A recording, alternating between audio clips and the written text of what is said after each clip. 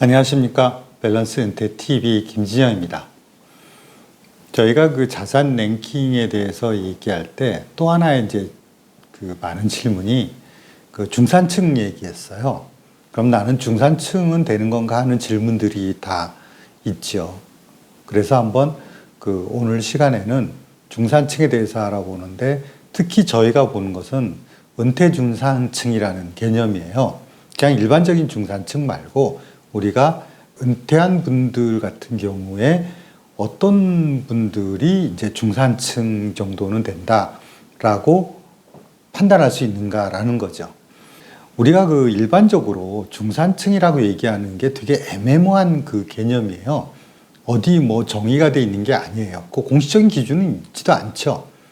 그리고 또 그 대부분이 뭐 돈이 얼마다 이런 것만 있는 것이 아니라 예를 들어서 그 미국이나 영국이나 프랑스 같은 경우에 그 중산층을 보는 기준이 전혀 그 좀 의외예요. 돈이 없어요, 돈 얘기가. 예를 들어서 이제 미국 같은 경우에 보면은 뭐 자기 주장이 뭐 확실하고 그 주장을 떳떳이 얘기한다든가 뭐 사회적인 이제 악자를 보호한다든가 그 다음에 뭐 자기가 부정에 저항한다든가 약간 애매모호하죠. 뭐 저거랑 중산층이랑 무슨 관계가 있냐라고 하는 건데 그게 이제 보면은 어떤 그 좀 정성적인 거, 정신적인 거를 되게 중산층을 강조하고 있고 이런 부분들은 영국이나 또 마찬가지예요. 그러니까 미국이나 영국이나 어떤 이 영미 계통 쪽에서 보는 것들은 비슷합니다. 그래서 뭐 영국 같은 경우는 어떤 페어플레이 정신이 있다든가 보시면 그 다음에 이제 어떤 독선적인 행동을 하지 않는다. 약자를 보호하거나 불법에 대해서 어떤 부정에 대해서 대처를 하고 저항한다는 것은 다 공통적으로 들어가요. 그 중산층에. 그러니까 중산층의 개념에 그런 게 들어가는 거예요. 프랑스 같은 경우는 좀 전혀 또 다른 관점이에요. 이런 정신적인 것이 아니라 그냥 그 생활이에요. 놀고 즐기는. 뭐 예를 들어서 뭐 내가 악기 다룰 줄 아는 게 있다. 스포츠 좋아하는 것이 있다. 그 다음에 뭐 다른 나라 외국어를 좀 한다. 요리를 할 줄 아느냐. 그 다음에 여기도 이제 영국이나 미국과 공통적인 것은 사회적 공분, 사회적으로 문제가 되는 거에 참여를 할 수 있느냐. 그 다음에 어떤 봉사활동을 하느냐. 이런 것들을 가지고 중산층이다. 이제 이렇게 이야기를 하는 거죠. 근데 어찌됐든 그 영국이 됐든 미국이 됐든 프랑스가 됐든 이런 나라의 어떤 중산층의 개념은 우리가 생각하는 것처럼 뭐 돈이 얼마나 있어야 되느냐 이런 기준이 아니고 어떠한 어떤 정신적인 기준이라든가 그 태도, 그다음 생활의 행태 이런 거에 포커스를 맞춰지고 있어요. 그러면 저희가 먼저 그걸 얘기해봐야 별 소용 없는 것이고 그 우리나라에서 생각을 할 때는 대부분 어떤 이제 돈이나 재산 문제를 가지고 중산층을 많이 생각을 하는데 그거에 관한 기준은 없는가 하는 거죠. 그거에 관한 기준은 OECD 같은 경우가 있어요. OECD 같은 경우는 이제 나라들을 비교하기 위해서 어떤 이제 중산층을 정량적인 돈의 기준으로 한번 비교를 하는데 공식적인 OECD 기준은 뭐냐면 각 나라별로 중산층이라고 하는 것은 글로벌 스탠다드가 있는 것이 아니라 각 나라별로 딱 중간에 있는 사람 소득이 있다면은 그 소득의 밑에 있는 그 소득의 75% 정도 되는 사람서부터가 중산층이어서 그 다음에 딱 중간에 있는 사람을 포함한 다음에 그 다음에 중간에 있는 소득보다 2배 정도 소득이 높은 계층까지 그 계층을 중산층이라고 한다는 거죠. 그렇게 따지면 굉장히 범위가 넓어요. 우리나라 같은 경우에도 그렇게 따지면 중위소득이라고 하는 그런 부분들이 가구 1인 가구, 2인 가구, 3인 가구마다 틀리지만은 그런 것들을 다 가중치러서 해봤을 때 3천만 원도 좀 안 된단 말이에요. 우리 중위소득이라고 하는 그런 부분들이. 그러다 보니까 거기서 월소득을 계산해봐야 월 180에서 뭐 480 정도? 이 정도죠. 이 정도 되는 분들이 굉장히 많죠. 그러면 뭐 다 중산층이다 이렇게 생각되는 거죠. 그리고 뭐 자산으로 한번 봐도 우리나라 같은 경우에 저 기준으로 놓고 봤을 때 자산으로 보면 자산이 1억 5천에서 4억 정도 되는 거죠. 그런데 뭐 집 한 채 있으면은 아니 집이 아니라 전세도 요새는 전세 보증금이 저보다 많은 데가 수두룩하단 말입니다. 그러면 이게 무슨 중산층이냐? 누구나 다 이렇게 이거는 최저 아니냐라고 생각들을 많이 하는 거죠. 그래서 OECD 기준의 중산층 기준이라고 하는 것이 저희들에서는 아무런 관심이 없는 거예요. 저희가 그 NH증권 같은 경우에 이제 중산층 조사를 매년 하고 있는데 중위소득 기준으로 이 범위 내에 있는 75에서 200% 범위 내에 있는 사람들의 설문조사를 하는 거예요. 자산 조사라기보다도 이 사람의 생활 태도라든가 이제 이런 부분들 어떤 식의 라이프 스타일이 있는가 이런 것들을 주로 하는데 거기서 돈 문제만 놓고 보면 OECD 기준 놓고 봤을 때 순 자산이 우리나라에서는 평균 설문조사에 보면 한 3억 3천 원 정도 나오고 그 다음에 월 평균 소득이 뭐 488만 원 정도 이렇게 나온답니다. 이렇게 나오는데 그러면 당신들의 재산 말고 당신들이 이제 OECD 기준으로 보면 중산층인데 당신들이 생각할 때 중산층은 얼마는 최소화 돼야 되냐라는 기대치를 한번 해본 거죠. 그 사람들은 분명히 OECD 기준으로 중산층에도 불구하고 자기가 중산층이라고 생각하는 사람은 반도 안 된다는 거예요. 자기가 생각할 때 중산층은 월 소득이 622만 원 정도 넘어야 되고 그 다음에 순자산, 대출 빼고 순수하게 남는 것이 한 7, 8억 돼야 된다고 생각을 하는 거예요. 적어도 그거보단 많아야지 중산층이 된다라고 우리나라 사람들은 생각을 하는 거예요. 지금 일반 사람들이 우리나라 사람들이 생각하는 중산층의 기준이라는 것은 높다라는 거예요. 이런 양상은 저희가 자산순위 볼 때도 느끼셨잖아요. 왜 체감하고 다른 걸 많이 느끼잖아요. 한마디로 말씀드리면 중산층의 기준이 나라마다 틀리고 애매모호하고 또 그나마 있다고 하는 기준 자체도 별로 와닿지 않는다라는 거죠. 특히나 정량적인 측면, 어떤 돈을 가지고 얘기하는 것도 대부분은 뭘 얘기하고 있냐면은 소득이 얼마냐를 가지고 얘기하고 있어요. 지금 NH증권 조사도 30에서 50세를 조사하는 이유가 그 사람들이 소득이 있으니까. 그렇다 그러면 자, 은퇴한 사람들은 어떻게 할 거냐라는 거죠. 은퇴한 사람들 같은 경우에는 기본적으로 재산이 있지만 소득이 없는데 그러면 은퇴한 사람들은 소득이 없으면은 그럼 중산층이 하나도 안 들어가느냐는 거죠. 아니면은 재산을 전부 소득으로 전환할 수 있는 방법이 계산해 볼 수 있는 방법이 있느냐는 거죠. 그렇죠. 그렇게 따지면은 예를 들어서 그 은퇴하기 전 사람도 소득은 있지만 그 사람도 재산이 있으니까 또 그럼 그 사람의 재산과 재산을 소득으로 합치고 그 다음에 실제로 월급 받는 걸 합쳐서 계산했었어야 되지 않느냐라는 문제가 생기는 거죠. 그래서 애매모호한 거예요. 그래서 은퇴 중산층, 즉 은퇴한 사람들 중에서 중산층이라고 할 만한 사람들의 기준은 좀 새롭게 잡아야 된다는 거죠. 사실 은퇴 중산층이라는 말은 없어요. 그냥 제가 만든 거지. 어차피 우리가 중산층이라는 말에 은퇴한 사람들이 포함되기 되게 어려운 상황이기 때문에 저희가 새롭게 한번 만들어 보자는 거예요. 그래서 저희가 그걸 정의를 한 건데 은퇴한 사람들의 중산층은 내가 은퇴 생활을 내 스스로 커버할 수 있을 정도의 사람들인 거예요. 누구한테 손 안 벌리고. 그게 은퇴 중산층인 거예요. 예를 들어서 돈이 남아 돌아가서 나중에 뭐 상속증에 엄청나게 할고 뭐 해외 요트 타고 이 정도 하는 것들은 필요 없는 거죠. 제일 기본적인 것은 은퇴 중산층의 제일 기본은 내 스스로 내 은퇴 생활을 커버할 수 있는 돈이 있다라는 겁니다. 그걸 중산층이라고 봐야 되는 거죠. 우리가 중산층이라는 개념 자체가 그런 거잖아요. 자기가 생활을 하는 데 있어가지고 큰 무리가 없는 것을 우리가 중산층이라고 보통 이제 이야기를 했기 때문에 은퇴도 마찬가지라는 거죠. 그런 관점에서 보면 저희가 뭘 파악해야 되냐면 우리가 은퇴 중산층이라고 할 만한 사람들이 쓰는 생활비가 어느 정도 될 것인가라는 거를 먼저 한번 봐야지 되는 거죠. 그래서 은퇴 후 생활비라는 것은 2019년도로 제가 전에 그 자료를 업데이트한 겁니다. 이게 가장 최근에 나온 자료예요. 지금 60대, 70대, 80세 이상으로 가게 되면 생활비가 줄어드는 거는 맞지요. 여기서 주의해서 보셔야 될 것은 비소비 지출이에요. 비소비 지출이 뭐냐 하면 세금 나가는 거, 건강보험료 나가는 거, 그 다음에 경조금, 기부금. 기부금이라는 건 뭐 교회 내거나 이렇게 하는 돈들인데 이런 것들 나가는 돈이 생각보다 많다는 거죠. 심지어 80세 이상인 경우도 20%는 이런 세금이나 이런 걸로 나간다는 겁니다.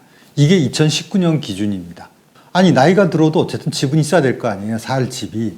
그 나이가 들었다고 건강보험료 안 내는 거 아니거든요. 낸단 말이죠. 그래서 뭐냐면 은퇴한 사람들의 소비 중에서 자기는 먹고 사는 생활비만 생각하고 있지만 실제로 세금이나 이렇게 내는 것들이 거의 30%에 육박하고 있다는 거죠. 결국은 내 생활비의 30%는 내가 실제 내 입으로 들어가는 게 아니에요. 있거나 결국은 그건 세금 내거나 이렇게 들어간다는 거죠. 그래서 그 부분이 점점 늘어나는 것까지 감안을 해야 된다는 거죠. 그래서 은퇴 생활비가 생각보다 적지 않아요. 나중에 나이가 들면 은퇴 생활비를 저기 보면 80세 이상이 저렇게 썼는데 저는 저것도 비현실적이라고 생각해요. 왜 그러냐면 저기서 뭐가 빠졌냐면 자녀들이 보태주는 돈이 없어요. 실제로 저기서 들어가는 것 중에서 의료비가 생각보다 저보다 많이 들어갑니다. 의료비가 저기 들어간 건 평균이 들어가서 그렇지 나중에 간병인이라든가 이런 거 한번 써보세요. 간병인 들어가는 저기 80세 이상의 그 소비 지출을 보면 이게 지금 얼마 쓰냐면 80세 이상은 월 108만 원 쓴다고 돼 있는데 간병인 한번 써보세요. 간병인이 한 달에 줘야 되는 돈이 200이 훨씬 넘어요. 요양원에 넣으셔도 마찬가지예요. 요양원에 들어가도 요양원에 내야 되는 돈이 그거보다 높습니다. 결국은 생활비가 저렇게 들어가지 않는다는 거죠.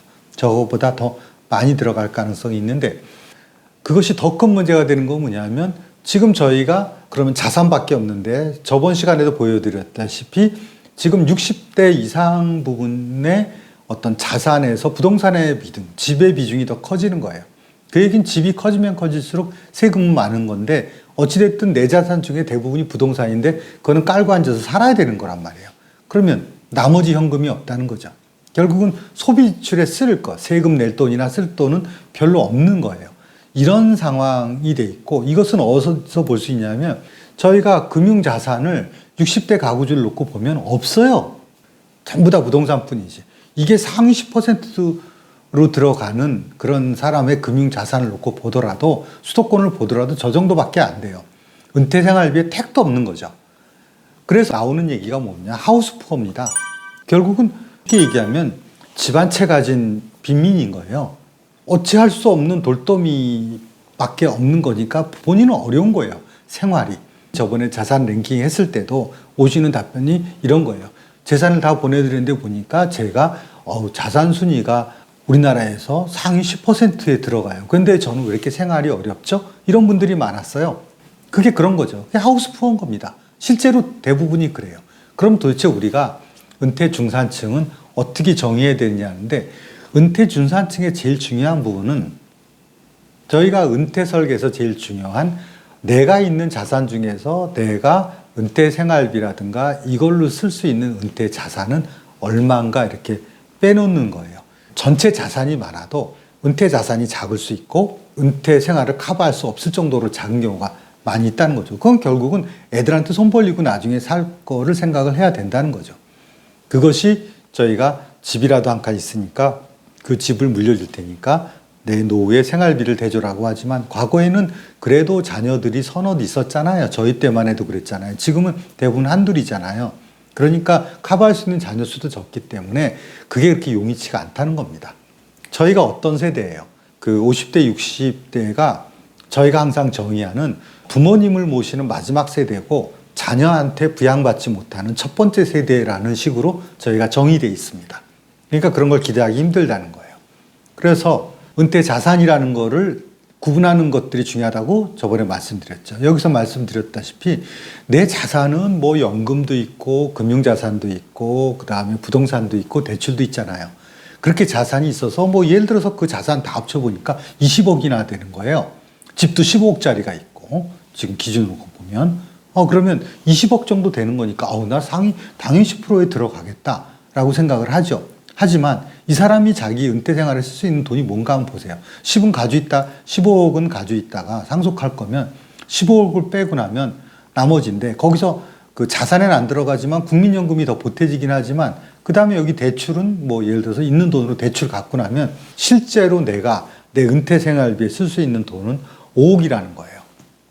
내가 20억 재산이 있지만 결국 나는 5억밖에 없는 거예요. 은퇴 자산은.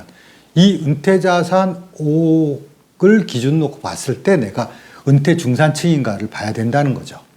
그러면 사람마다 어떻게 들으냐. 이분은 지금 20억 재산에 5억이 은퇴 자산인데 이분을 우리가 은퇴자 A라고 우리가 했다 보면 그분의 친구인 분이 똑같이 비슷하게 가지고 있어요. 단지 차이가 나는 건 뭐냐면 집만 이분은 5억인 거예요. 집이 작아서. 그래서 이분은 재산이 10억밖에 안 돼요. 그러면 은퇴자 A 자기 친구보다 재산은 반이에요. 근데 이분은 5억짜리 집을 주택연금에 들었어요. 주택연금 들으면 그걸 어쨌든 연금으로 5억을 받을 거 아닙니까? 죽을 때까지. 그 다음에 자기 연금이 있었던 거. 그 다음에 이 예적금이 있는 2억은 이건 자녀 결혼 때 써요. 썼다고 쳐요. 그러면 없는 거죠. 은퇴 자산은 아니잖아요. 그 다음에 투자한 자금이 1억이라든가 국민연금 2억이 들어오니까. 그래서 국민연금하고 주택연금하고 그 다음에 내가 있었던 퇴직연금 이런 것들 합쳐보면 10억인 거예요. 결국은 이분은 내 자산과 은퇴 자산이 같죠. 어쨌든 은퇴 자산이 10억인 거예요. 그래서 은퇴 자산 기준으로 보면은 은퇴자 A보다 2배가 많은 겁니다.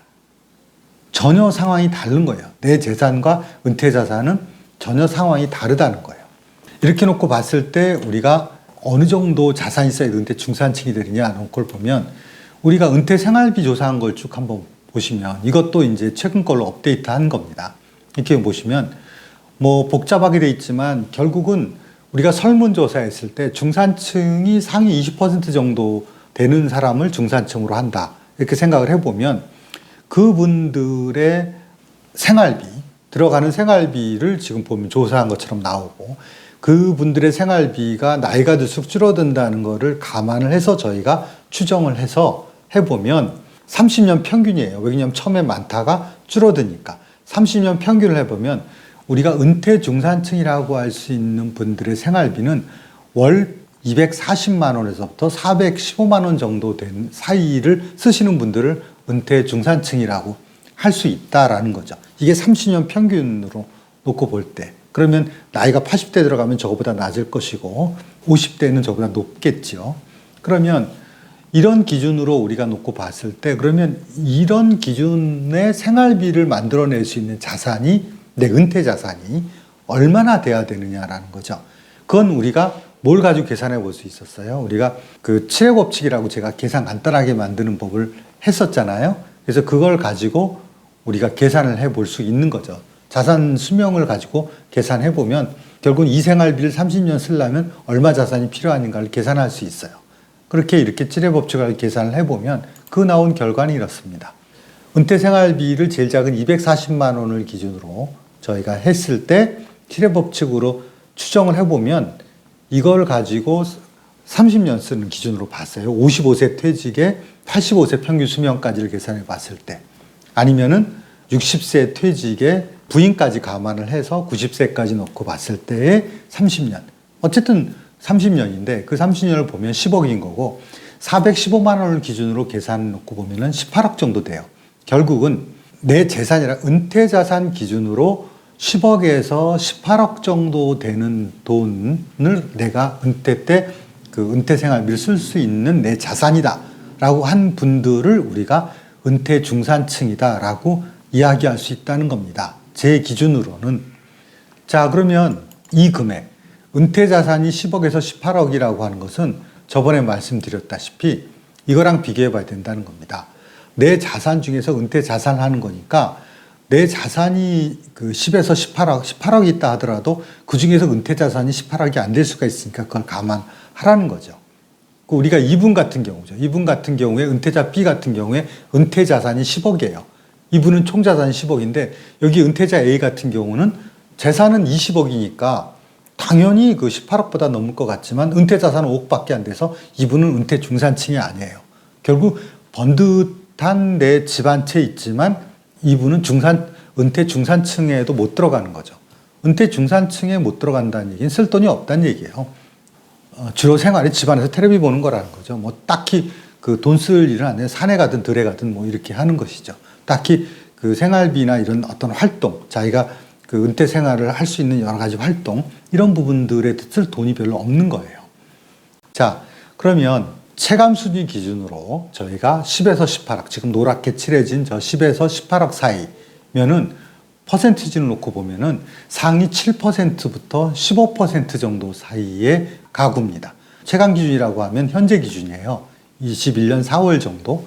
그것이 그 저희가 전에 조사했을 때 통계청 기준으로 조사했을 때 저희가 원래 표 드렸던 걸로 해보면은 8억에서 12억 2천 정도 사이지만 현재 기준 체감으로 보면 지금 10에서 18억 정도 되는 거고, 그리고 그렇지 않은 분들은 결국은 내 재산이 예를 들어서 뭐 20억인데 아까 A 같은 은퇴자 A 같은 경우에 그 경우에 내가 은퇴 중산층 정도 되려고 그러면 이 정도의 은퇴 자산으로 전환을 해놔야 되는 거예요. 아까 보면 15억의 집을 깔고 계신데 그걸 줄이든지 어떻게든지 해서 추가로 5억 정도를 더 필요하다는 거죠. 그래야지 은퇴 중산층 정도에는 들어갈 수가 있다는 거죠.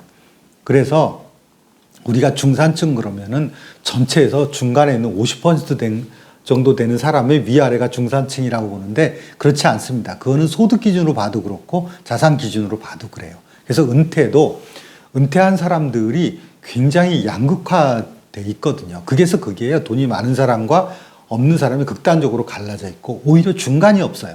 중간이 텅텅 비어요. 그래서 결국 은퇴한 사람들의 대부분을 보면은 쉽게 해서 은퇴 자산 기준으로 돈이 없거나 아주 많거나 둘 중에 하나가 되는 거예요. 그럴 수밖에 없는 것이 뭐 5, 60년을 살다 보니 그렇게 된 거죠. 예, 쭉 갈라지는 거죠. 청년층에 시작할 때는 자산의 차이가 그렇게 많지 않지만 쭉 나이가 들면서 뭐 물려받은 거, 사업한 거, 뭐 이런 거 망한 것까지 다 하다 보면 쭉 갈라지는 겁니다. 그래서 지금 은퇴 중산층이라고 해서 우리가 은퇴 생활비를 커버할 정도의 그 자산, 은퇴 자산을 가지고 계신 분은 사실은 자산 순위 랭킹으로 보면은 상위 7%에서 15% 정도로 상당히 높은 부분에 있다는 거죠.